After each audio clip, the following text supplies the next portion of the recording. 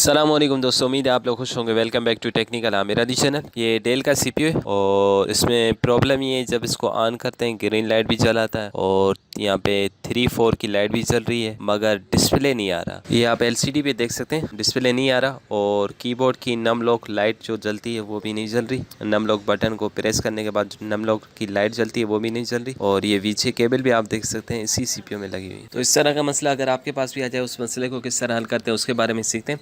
सबसे पहले पीसी को ऑफ करेंगे।